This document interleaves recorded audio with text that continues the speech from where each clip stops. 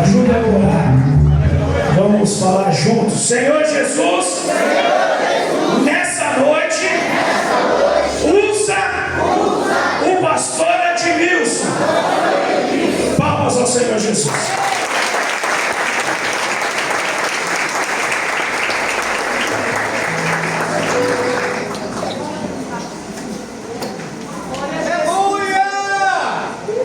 Glória a Deus. Meus irmãos, eu saúdo a todos com a paz do Senhor Jesus. Os que estão bonitos, diga aleluia. Os que estão cheios, vai para o céu, diga oh. Glória a Deus. Meus irmãos, é motivo de muita alegria estar aqui nessa noite, juntamente com essa igreja viva, para juntos celebrarmos os 28 anos da Santuário de Deus. Que Deus seja louvado por essa oportunidade. Sou grato aos céus por nos trazer até aqui em paz e segurança, para junto com os irmãos poder se alegrar, compartilhar deste momento de felicidade, de alegria e de vitória. Quero louvar a Deus pela vida da pastora Lia. Deus abençoe, pastora. É uma honra estar aqui, prazer muito grande. Pastor Alex, sem palavra, um grande amigo que o céu nos presenteou. Deus abençoe a vida da senhora. É uma senhora de graça. Em nome de Jesus, Deus abençoe os pastores. Pastor Eliane, muito obrigado. É uma honra estar aqui com a senhora. Em nome de Jesus. Pastor Diego, um amigo, hoje revivendo um momento histórico nas nossas vidas. Que hoje nós estamos reunidos, uma equipe antiga. Pastor quem? Pastor Edmilson, Pastor Diego, missionário William. Meu Deus. Esse Jesus é... Você não deu glória porque você não sabe, irmão. Mas esse Jesus é lindo demais. Deus abençoe a sua vida, viu, missionário William? Nós oramos muito pela sua vida, meu amigo. Só Deus sabe quantas orações nós fizemos. E hoje ter você aqui nessa noite é uma honra. Deus te abençoe, Deus seja louvado por você. Deus abençoe todos os pastores da casa. Sendo assim, eu também deixo aqui a minha saudação a todos os obreiros. Muito obrigado pela recepção. Me faço acompanhado dos irmãos que ali congregam conosco. Diaconisa Edna, que também pastoreia ali no Jardim Alegria, a nossa igreja do Jardim Alegria. Cooperadora Flávia, cooperador João, meu técnico de áudio Caleb, a minha mídia Tailane, meu diácono Herbert. Deus abençoe. Esqueci de alguém? Graças a Deus. A idade vai chegando, a gente vai começando a esquecer as coisas, né? São 34 anos. Pastor, nem parece, graças a Deus. Aleluia por isso. Amém? Meus irmãos, por gentileza, eu tenho uma proposta. Eu quero ser breve, eu não vou te cansar, eu prometo. Apocalipse 3, verso 11. Eu não vou lhe cansar, até porque a Renite não está ajudando hoje. De ontem para hoje nós fomos atender uma carta e eu fiquei embaixo de um ventilador igual a esse. E aí foi só Jesus na causa. Nós lutamos para tentar dar uma melhorada. A voz já não é muito boa, né? E aí com a Renite atracada. Mas se você der glória, eu acabo daqui a pouquinho. 5 minutos eu entrego. Amém? Varão, se você... Cadê? Você toca muito, hein? Tá vendo? Se eu tocar aí, você toca demais. Você sabe assim, aquele fundo de suspense, assim, aquela coisa bem negociada assim? Se você soubesse, me ajuda aí. Aí seus irmãos, você não se envolver com a palavra, vai se envolver com o toque. Porque Davi, quando ele... Tem gente que fala assim, mas eu não gosto de fundo, você vai de fundo na igreja. É quem não conhece a Bíblia. Porque quando Saul estava endemoniado, o Davi chegava lá, aleluia, quem gosta de Bíblia, dá um grito de glória. Ai, Jesus, oh, aleluia. Pastor, não gosto de fundo. Fica tranquilo, você vai aprender a gostar. Apocalipse capítulo 3, verso 11. Diz assim a palavra de Deus: eis que venho sem demora, guarda o que tens, para que ninguém tome a tua. Tome o seu assento, glorificando a Deus.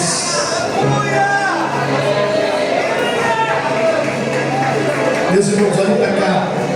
Como eu disse aos irmãos, eu não vou me cansar, verdadeiramente. Isso não é jargão de pregador. Até porque é uma responsabilidade muito grande estar aqui nessa noite. Depois do pastor Marcelo, pastor Emanuel, homens de Deus, letrados. Vem eu aqui, o menor da casa. Eu estou me sentindo Daniel no meio dos leões. Mas Jesus vai te dar graça. Amém? Queridos, todos nós sabemos, conhecemos o livro do Apocalipse. Um livro pouco pregado, um livro pouco lido, um livro pouco mencionado, porque quando olhamos para o livro do Apocalipse, nós vemos algumas coisas que vão acontecer, que já aconteceram, e nós entendemos que aquilo que Jesus revelou para João vai se cumprir, querendo o inferno ou não. Quando olhamos para o livro do Apocalipse, nós vamos perceber que Jesus, ele vai agora abrir os céus, e João vai começar a ter visões de Deus. A Bíblia diz que quando João começa a ter visões de Deus, ele contempla Jesus glorificado, e o texto diz que ele cai como morto. A Bíblia faz questão de dizer que o Senhor agora vai começar a revelar algumas coisas para João. Só que a Bíblia diz que quando João está na ilha de Patmos preso, ele faz questão de dizer que ele está preso não porque se levantou contra alguém. João está preso não porque pecou contra alguém, não. João não está preso por sua causa. Diz a Bíblia, capítulo 1, verso de número 9, que João diz que está preso por causa da palavra de Deus, do testemunho de Cristo.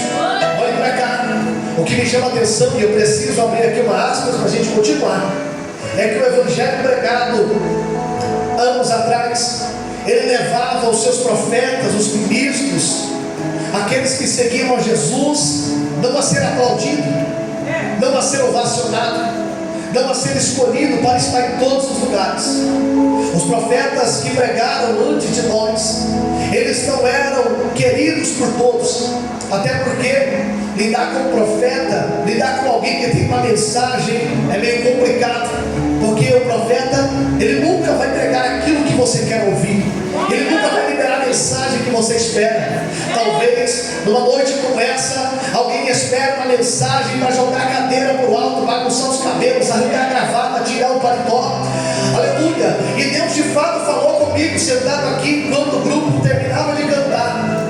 A serva de Deus pegou na minha mão e disse: entrega tudo, porque quem se responsabiliza sou eu. Você está debaixo de oração, e quem vai falar com a minha igreja sou eu. Então nós entendemos que a mensagem que veio antes não é uma mensagem agradável aos ouvidos, mas é boa para a alma, porque o segredo do evangelho ainda é esse, é a mensagem não agradar aos ouvidos, mas saímos daqui com a alma saciada pela mensagem que Deus nos entregou. A mensagem que João pregou levou João não a ser escolhido por todos, mas sim a ser preso, a ser exilado na ilha de Patmos. Olhe para cá. Quando eu olho para a Bíblia Sagrada, eu vejo que aqueles que vieram antes de nós pregaram mensagens que tiraram pessoas do sério, do seu normal, do comum. É bem verdade que a Bíblia diz no Antigo Testamento, aleluia, que quando Acabe queria subir a Ramote Gileade, a Bíblia diz que agora eles vão comunicar-se com os profetas, mas a Bíblia diz que todos eles falavam a mesma coisa. Só que Josafá era crente. Josafá olhou e disse: não tem nenhum profeta de Deus para a gente consultar o Senhor aí e saber se de fato podemos subir. Só que tinha um profeta por de nome Micaías, só que ninguém gostava muito de Micaías, porque a mensagem que Micaías trazia não era aquela que todo mundo estava acostumado a ouvir. Porque tem lugar, pastor Alex, que se a gente pregar aquilo que todo mundo gosta de pregar, você volta. Mas tem lugar que se você pregar a mensagem que Deus entrega, a pessoa nem olha, nem vai do Senhor mudar. Já teve lugar que eu fui pregar, eu não vou falar a cidade nem a igreja por questão de ética, mas quando eu saí de lá, ele só entregou a cantina na mão, nem pai do Senhor me deu, eu não vi nem por que porta saiu.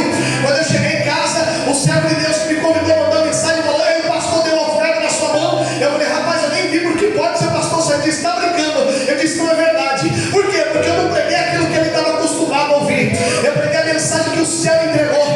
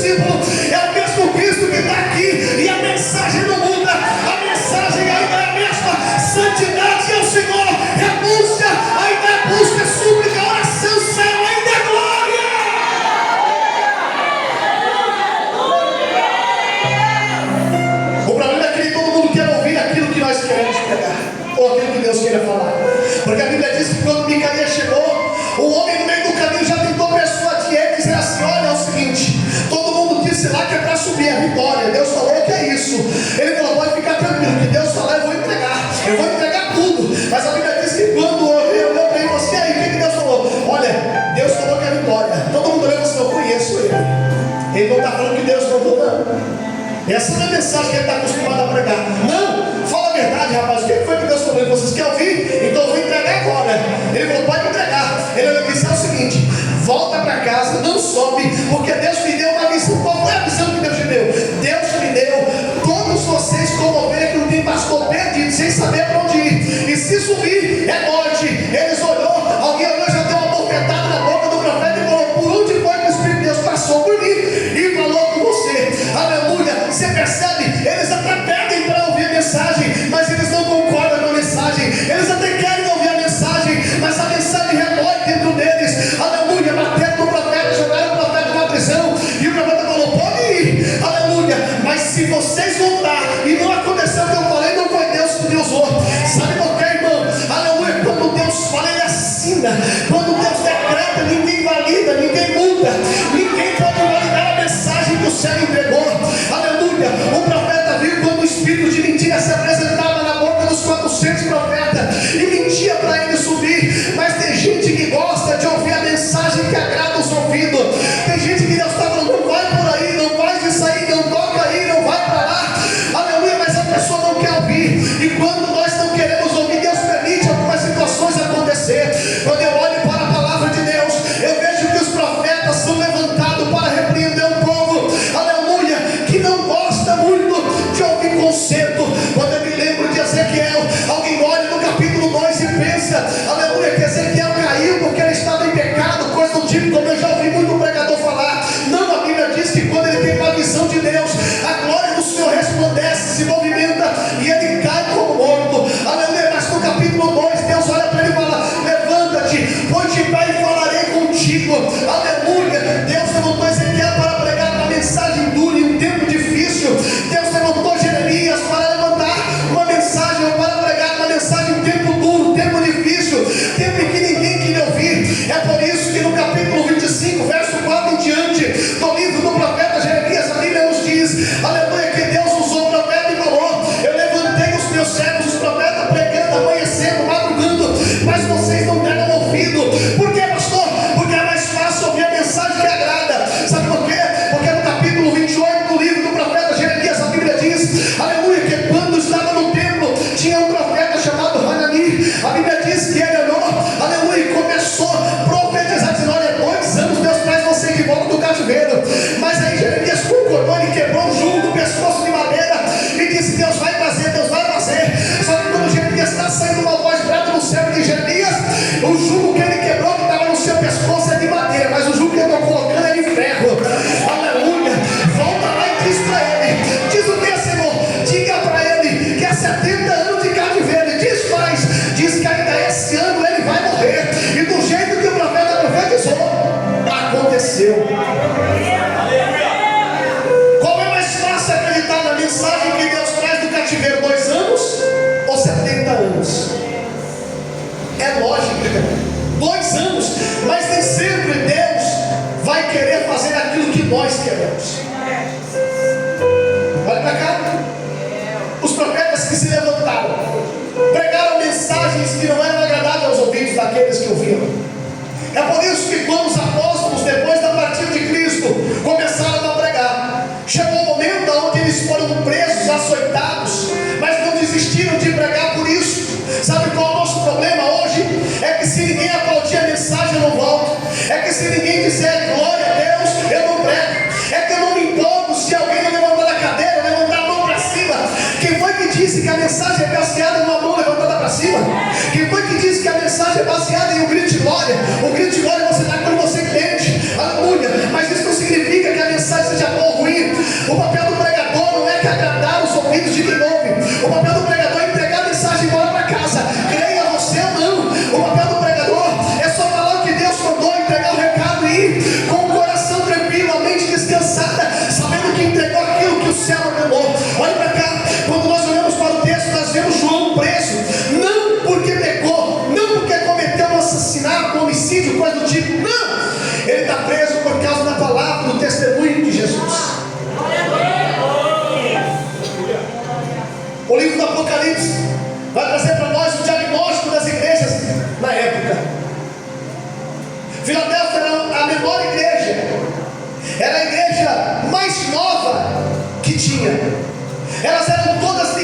cidades uma na outra.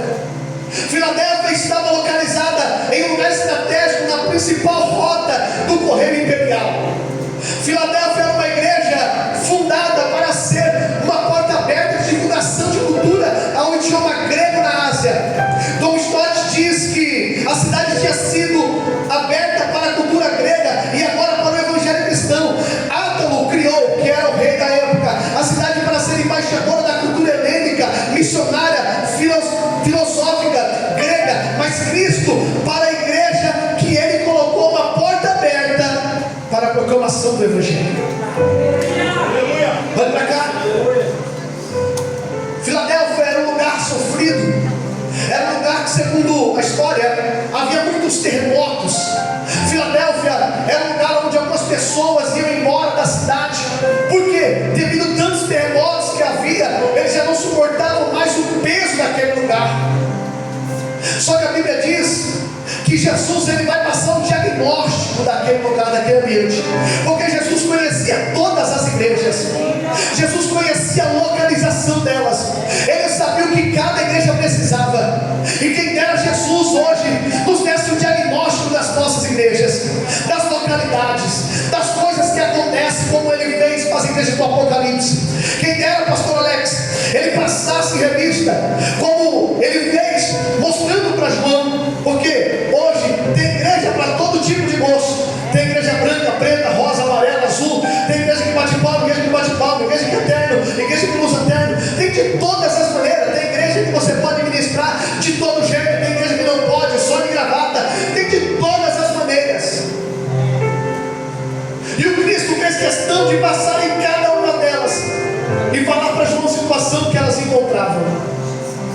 Imagine se hoje o Cristo nessa noite passasse em revista nas nossas igrejas, o que ele encontraria no nosso meio, o que ele encontraria sobre os nossos altares, o que ele encontraria no meio da noiva que ele escolheu. Porque ele conhecia a igreja de Filadélfia, ele sabia que era uma igreja formada por escravos, pobres, pessoas que não tinham condições. Agora olhe para cá, o problema de tudo é que a igreja está localizada num lugar que já não é favorável. As pessoas que congregam lá já não tinham evidência. E qual é o problema maior? Como pregar o evangelho aonde você não é evidente? Vou falar de novo. Como pregar o evangelho, alcançar pessoas em um lugar onde você não é notado?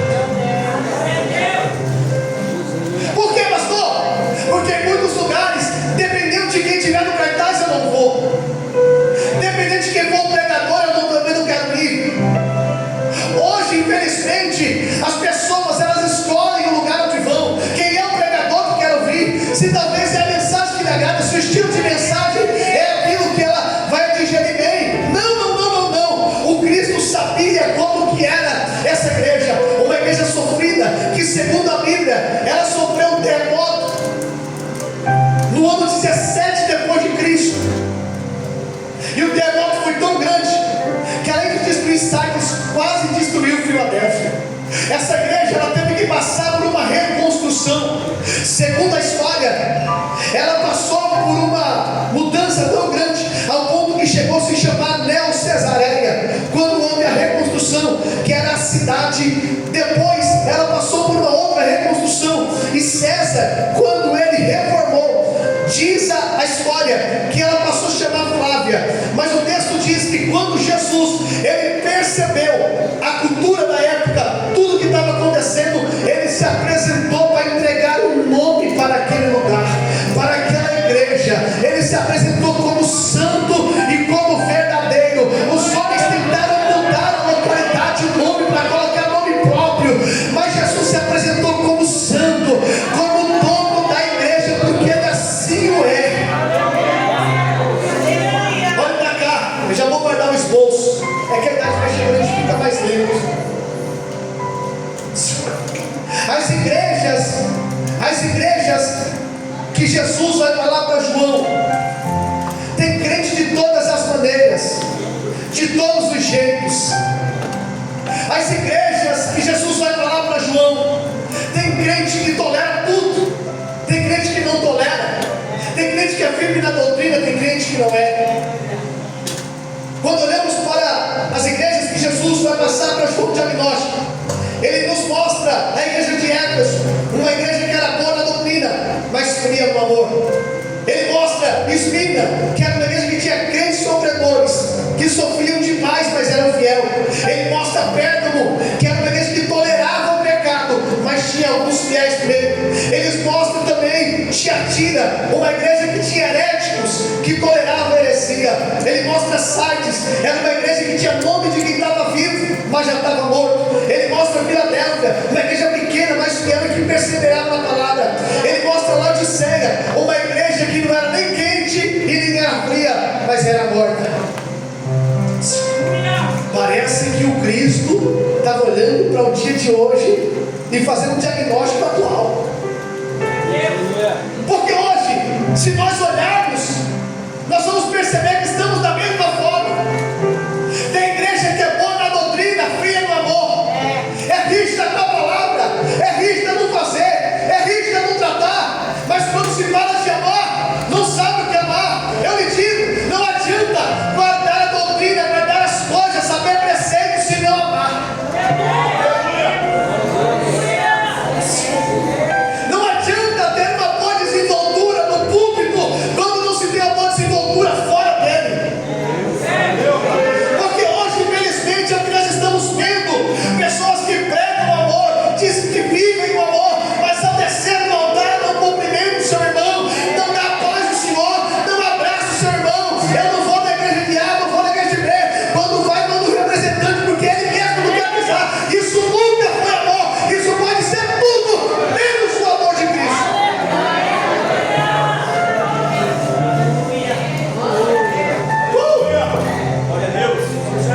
Se nós olharmos o diagnóstico que Cristo passou para João, nós vamos perceber que as igrejas atuais estão da mesma forma. Igrejas que toleram o pecado, toleram suas heresias, crentes frios, mornos, crentes que já morreram, pessoas que não têm vida em Deus. Por que, pastor? Porque eles mesmos não buscam. Você lembra das 10 virgens? Todas elas estavam no encontro do noivo, todas elas tinham lamparina, todas elas eram virgens, todas elas vestiam da mesma maneira. Só tinha uma diferença: é que tinha umas que estavam mais preparadas que as outras.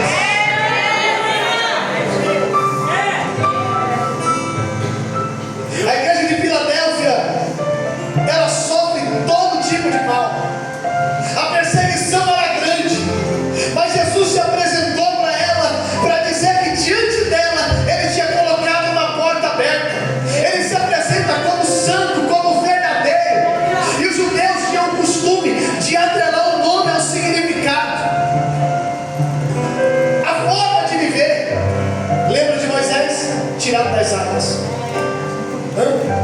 Zaqueu, justo, ele vivia justiça? Não, mas depois ele aprendeu o que era justiça. Ele se apresenta como santo, como verdadeiro.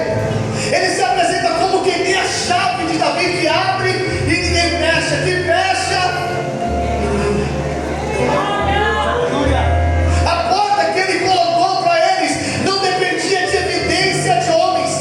Eu lhe disse na introdução que era uma igreja de gente pobre, de gente sofredora, de escravos, mas eles não tinham aquilo que as outras tinham. Eles não eram ricos, não. Era uma igreja carente, porém o Cristo estava olhando para ela e falando assim: eu coloquei a porta, porque a chave está na minha mão. A perseguição é grande, os terremotos acontecem, tudo acontece, mesmo assim a porta está aberta, a oportunidade está aí.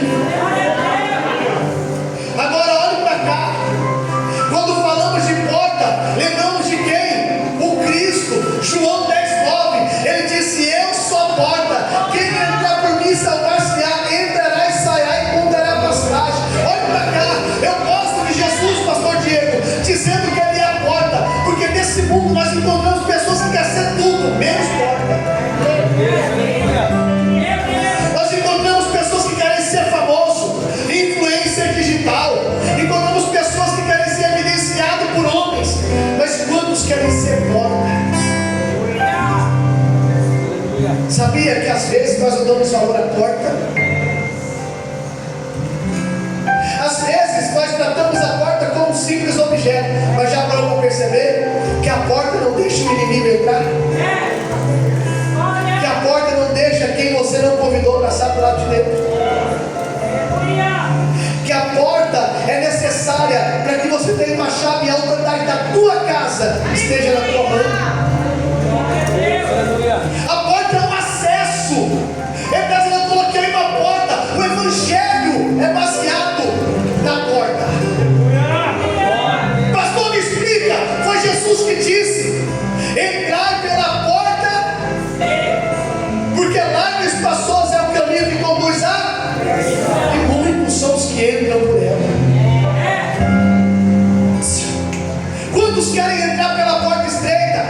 Quantos querem viver uma vida de oração? Quantos querem viver uma vida de renúncia? Quantos querem viver uma vida de santidade? Quantos querem viver uma vida sofrida? Porque cá para nós, esses dias atrás eu ministrava na igreja, no ensinamento, e eu falava sobre Asaf. Asaf, quando tirou os olhos do santuário e começou a olhar para as pessoas de fora, ele começou a ver tudo menos Deus. E o problema, pastor Alex, é quando eu tiro os olhos do santuário, aleluia, glória, eu tiro os olhos das coisas de Deus e começo a olhar para fora, porque parece que quem está no mundo não sofre, parece que quem está no mundo não passa prova, parece que quem está no mundo não tem luto, não tem luta. Ele se veste e dizia, sabe, com coragem de soberba e nem da sua morte. Mas sabe quando foi que ele caiu na real? Quando ele entrou no santuário de Deus. Porque enquanto os meus olhos estão lá fora, eu não consigo enxergar a grandeza que é estar do lado.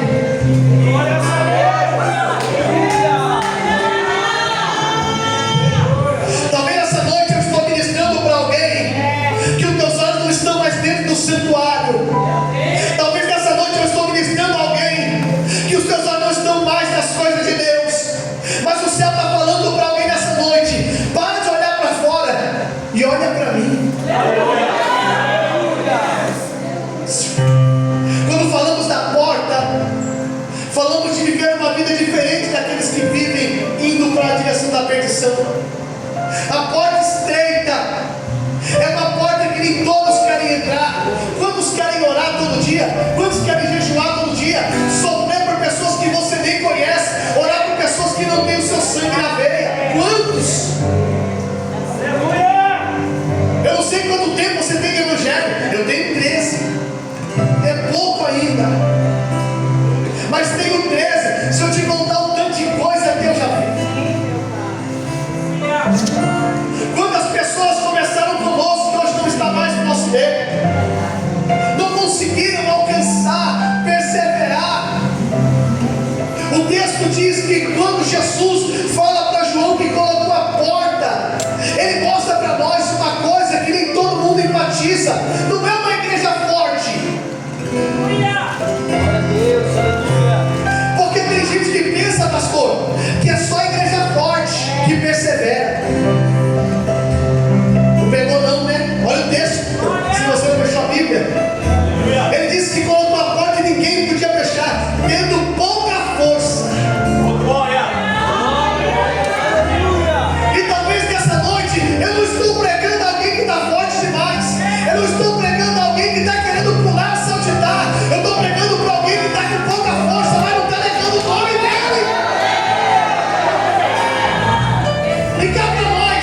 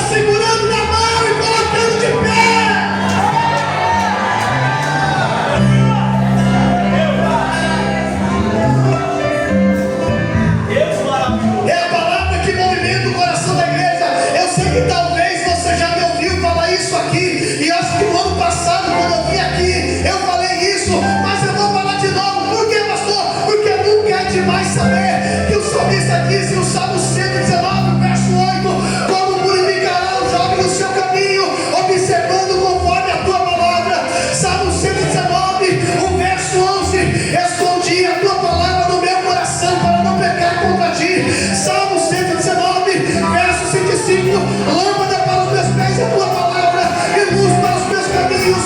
Mateus capítulo 4, verso 4. Nem só de pão viverá o homem, mas de toda a palavra que sai da boca de Deus. Marcos capítulo 4, verso 14. Aquele que semeia a palavra de Deus. João capítulo 5, verso 39. Examinar, pois, as escrituras, porque que os negócios têm nela vida eterna e são elas que de mim testificam. Romanos 10, 17. A fé, ela vem pelo ouvir e ouvir a palavra de Deus. Hebreus capítulo 4, verso 12. A fé, aleluia, meu Deus do céu, porque a palavra de Deus é viva e eficaz, mais penetrante do que qualquer espada dos gumes, que penetra entre alma e espírito, juntas e medula, e ainda é apta para discernir os pensamentos e a intenção do coração. Hebreus capítulo 11, verso 3. Pela fé, nós entendemos que os mundos foram feitos pela palavra de Deus. Alguém aqui hoje pregar para alguém que está sofrendo de ansiedade, que está sofrendo dentro de casa, que a depressão está querendo te trancar lá dentro. Você não precisa de remédio, moça. Você não precisa se trancar dentro daquele quarto escuro. Você precisa só da palavra. Quando o centurião foi buscar pelo seu servo, ele olhou para Jesus e falou assim: eu não sou digno que o Senhor vá lá e entre debaixo do meu telhado, mas se o Senhor mandar uma palavra,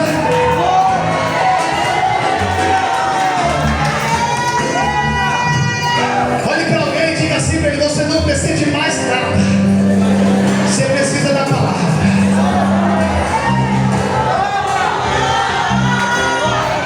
Ele é a palavra encarnada, o verbo vivo, é ele que é a palavra. É por isso que em João no capítulo 2, irmão, a Bíblia, ele transformou água em vinho. É por isso que no capítulo 3 ele instruiu Nicodemos acerca do novo nascimento. É por isso que no capítulo 4 ele disse para a mulher de Samaria: você não precisa de água na terra, eu sou água, aleluia, que joga a vida inteira. É por isso que em João capítulo 5 ele olhou para o moço e falou: você não precisa do drink na água, você precisa de mim. Levanta, pega a caminhada. É por isso que em João capítulo 6 ele andou por cima das águas. É por isso que em João capítulo 7 ele não se perdeu com os irmãos. É por isso que em João capítulo 8 ele perdeu o pecado que ele teve. É por isso que em João 9, aleluia, aleluia, aleluia. É por isso que em João 9, aleluia, ele curou o cego de nascença. É por isso que em João 10 ele disse: eu sou a porta. É por isso que em João 11 ele tirou o braço da sepultura. É por isso que em João 12 ele foi lavar os pés por Maria. É por isso que em João 13 ele lavou os pés dos discípulos. É por isso que em João 14, aleluia, ele disse: eu sou o caminho, eu sou a verdade, eu sou a vida. É por isso que em João 15, 16, 17 ele instruiu os discípulos. É por isso que em João 8 ele foi preso. É por isso que em João 19, aleluia, ele ressuscitou. É por isso que em João 20 ele disse aos discípulos: Pai seja convosco. É por isso que em João 21 ele disse: tem muita coisa que você nem vai escrever, João. Tem muita coisa que você nem vai escrever. Quem gosta de palavra, quem gosta de palavra, quem gosta de palavra.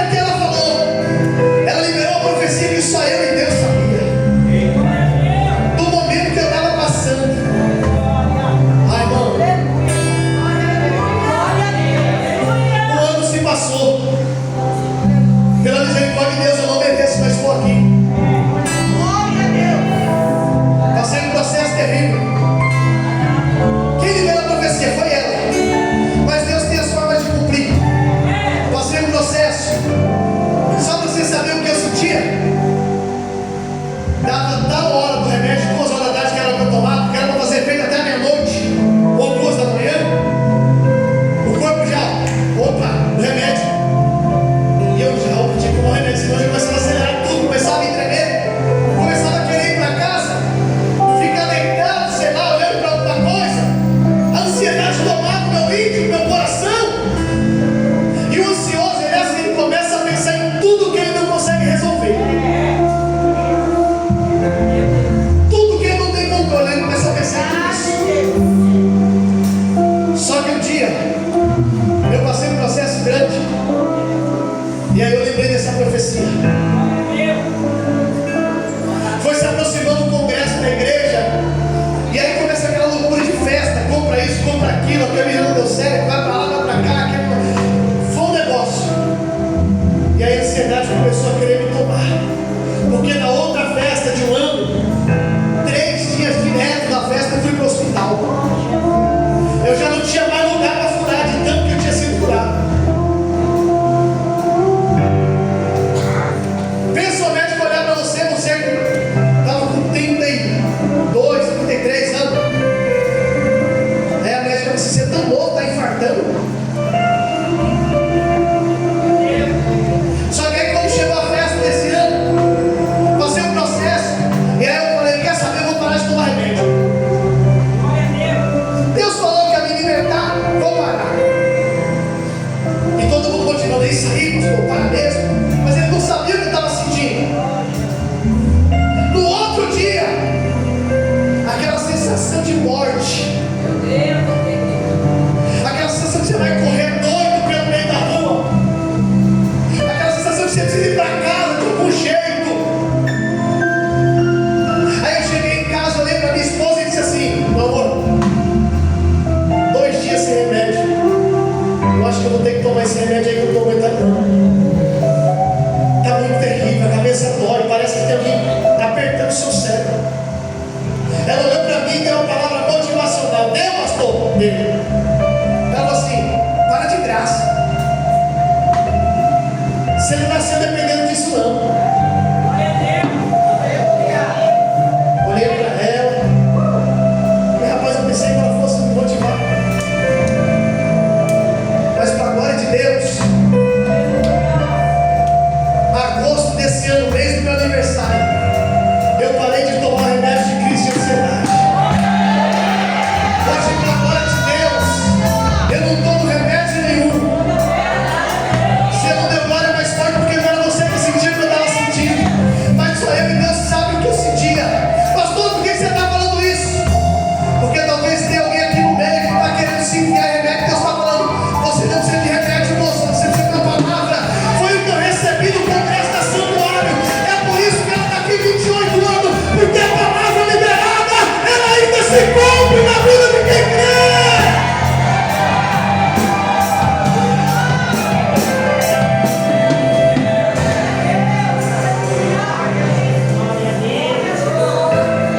E não pense que foi fácil não, viu, moça? Eu chegava no culto, alguém olhava para mim, eu cruzava a perna, porque quando eu estou bravo no culto eu cruzo a perna. Mas não era que eu estava bravo, era porque eu tinha uma sensação dentro de mim tão ruim. Mas aos poucos o céu foi tirando.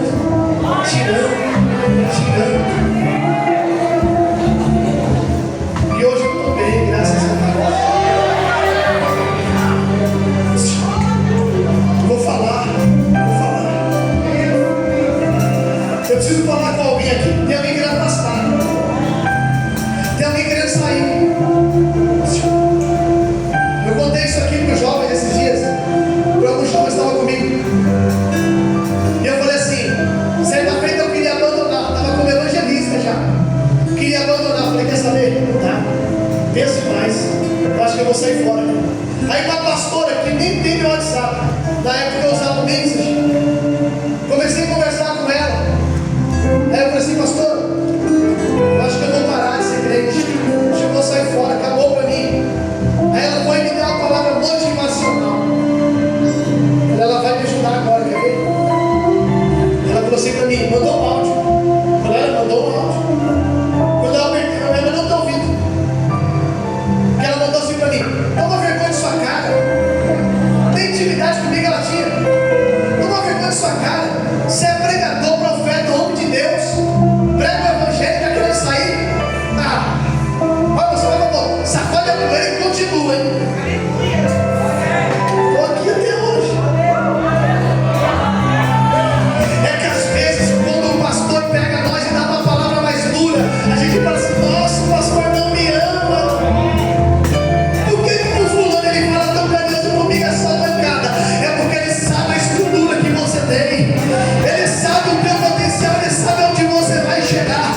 É por isso que onde eu pastorei, algumas irmãs falam para mim: pastor, por que comigo você pega tão duro? É só palavra pesada. Eu falei: porque eu sei onde você vai chegar, o seu potencial.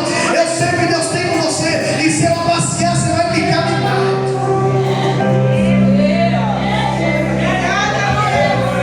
Já viu criança quando cai? Caiu, pum, chorou. O pai: oh meu Deus. Pega não, olha para ele assim, cega a lágrima, fica de pé. É assim que eu faço com meu filho, tem 4 anos. Ele cai, tropeça, você vê que está ralado, mas eu não quero ensinar ele a ser frouxo. Eu faço: tem que for, bora o jogo.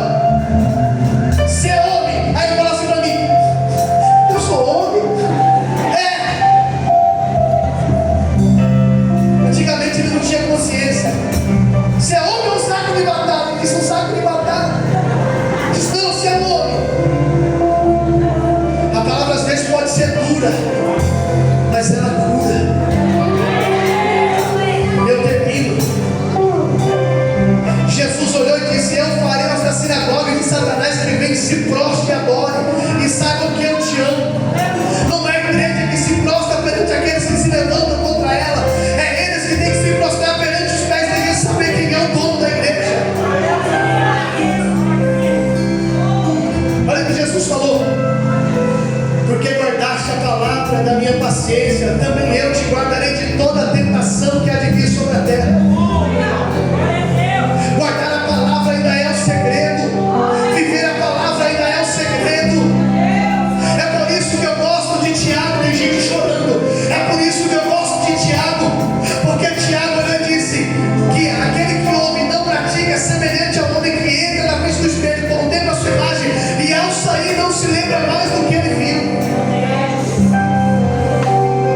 Quando você vive a palavra, pratica a palavra, guarda a palavra, no momento em que a depressão bate na tua porta, você fala: não posso, eu tenho um dono, eu tenho alguém que vela pela minha vida, eu tenho um noivo, eu tenho alguém que disse que vai me buscar, eu tenho alguém que disse que iria para preparar um lugar e viria para buscar, e depois eu vou morar com ele. Quando você vive a palavra,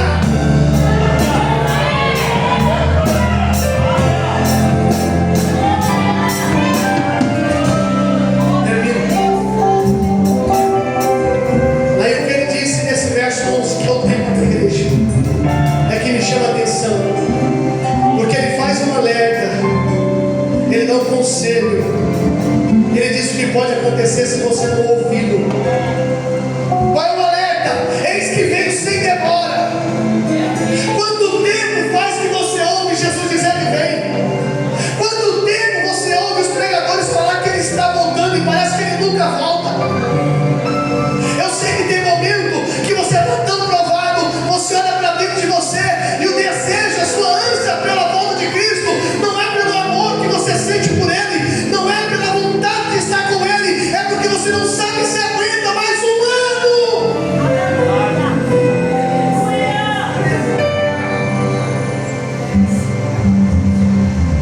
Porque nós queremos cantar e gritar e dizer: Maranata, a hora vem, Senhor Jesus.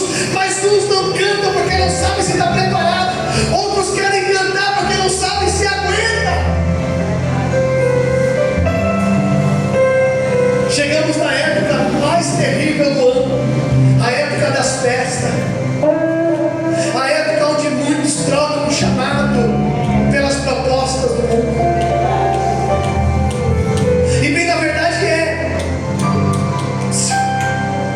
nem precisa ter festa hoje.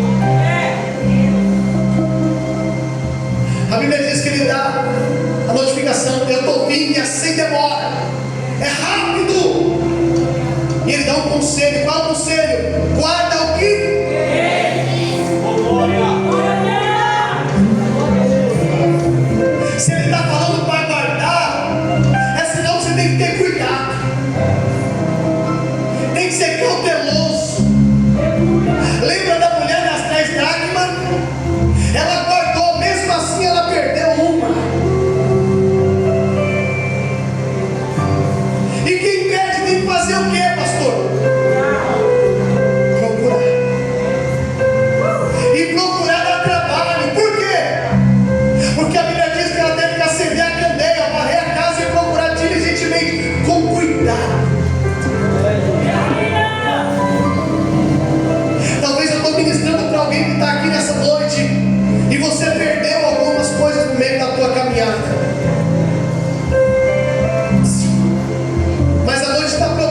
para você voltar, para você pegar e se esconder em Deus e não deixar que o inimigo roube aquilo que é bom. Guarda. Eu só guardo aquilo que é valioso. Eu só guardo aquilo que é precioso. Eu só guardo aquilo que um dia eu sei que eu vou precisar. Você percebeu que ele falou como guardaste a palavra? Porque o segredo de vencer as tempestades da vida é guardando aquilo que Cristo te ensina todo dia.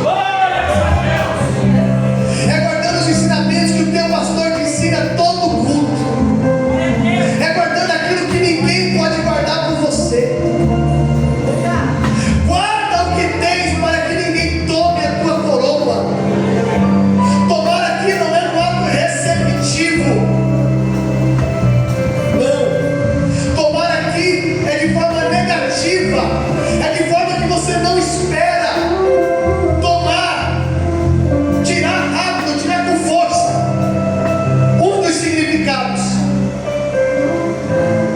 Ninguém pensa nem espera que alguém vá tomar, que o inimigo vá tomar.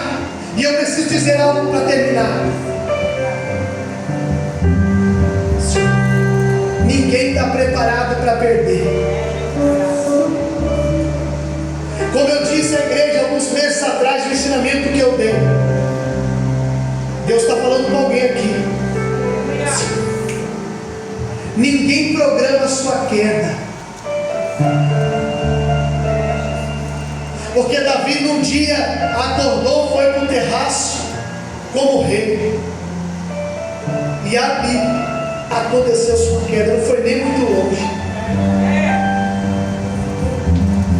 Eu estou pregando para alguém nessa noite que o seu plano é participar desse congresso e depois se abandona. Eu estou pregando para alguém nessa noite que você está igual Eutico. Tem lugar para você ficar no culto, mas você está ficando na janela. O problema da janela é que você tem a visão do lado de dentro.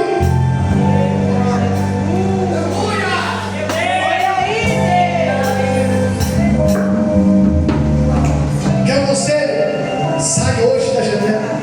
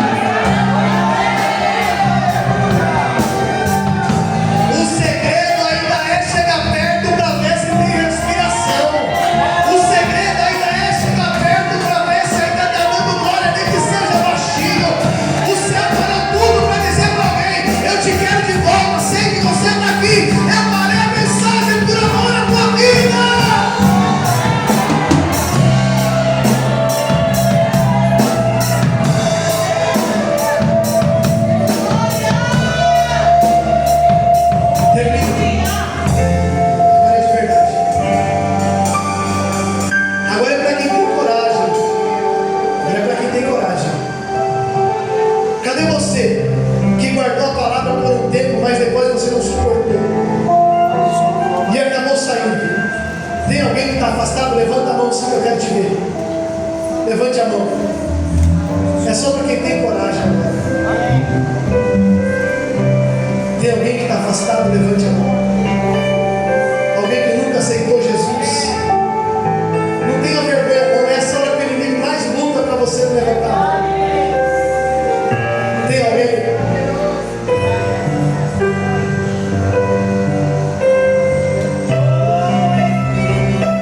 A permissão do pastor, você pode ficar de pé.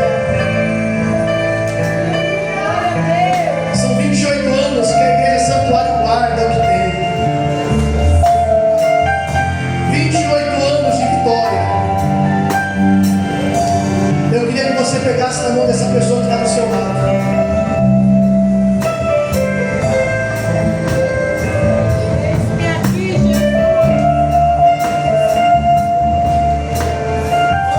Eu quero orar com vocês.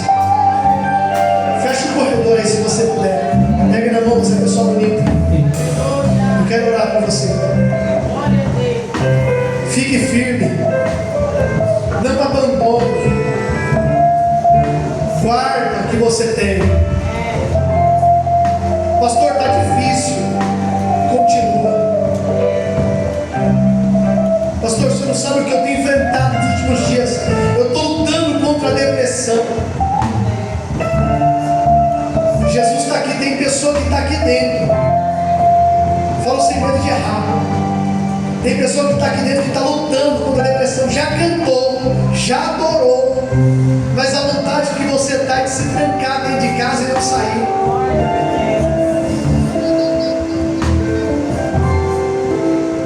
Não faz isso não.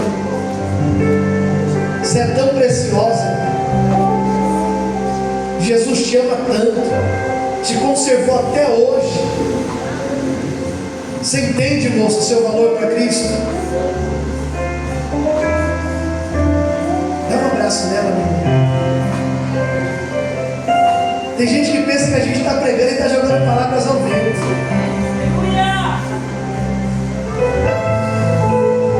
Eu amo Jesus da forma que Ele trabalha. Tem gente chorando, você nem está percebendo. Não é emocionalismo não, é que a palavra vai de encontro com a necessidade. Eu vou perguntar de novo, que eu preciso entregar para o pastor. Tem alguém que está afastado? Levanta a mão. Não deixa o mundo tragar a tua vida, não. Eu vou orar para você. Feche seus olhos. Pai, aqui está a tua igreja. Pai, tu sabes as lutas, as guerras que cada um deles tem enfrentado. O Senhor sabe, meu Deus, quantas vezes essa pessoa já pensou em parar esse ano, mas ela não consegue porque ela está guardando a tua palavra no coração. Ela está guardando, meu Deus, a promessa que veio de ti, Senhor. E é por isso nessa noite que a Santuário de Deus está reunida, porque são 28 anos guardando com essa mensagem, guardando viva no coração a esperança pela vinda do Cordeiro, pela vinda do noivo. Ah, meu Deus, eu te peço nessa hora, essa depressão não vai tomar essa vida, essa tristeza, essa angústia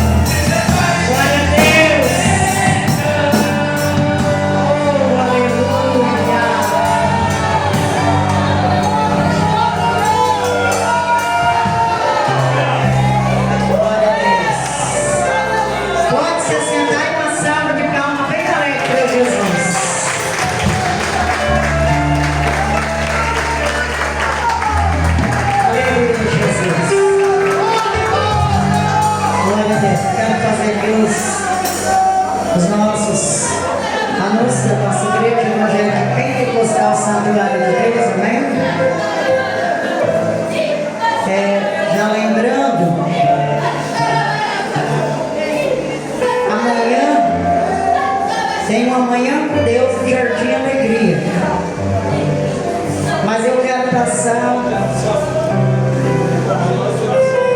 Um relógio de oração, eu falo uma manhã com Deus, mas é relógio de oração, é das 6 da manhã até as 6 da tarde. Eu já queria falar com o presbítero no particular, mas o pastor Alex já falou comigo, eu passo para a igreja, já passo por mão. Amanhã suspende o culto da noite, amém? Tem o relógio com Deus, não haverá culto na igreja. Nenhuma das nossas igrejas, amém, irmãos? A sede também, amanhã não haverá culto, aleluia, glórias a Deus. Nós vamos descansar amanhã, amém? O nosso descanso não é aquela na glória, mas a nossa carne ela cansa, né? Aleluia, glórias a Deus. Então amanhã não haverá culto aqui na sede, nenhuma das nossas igrejas. Aleluia, mas os cultos a partir da segunda-feira tem oração, né? Das 8 às 9 aqui. Você é convidado de Deus para estar aqui.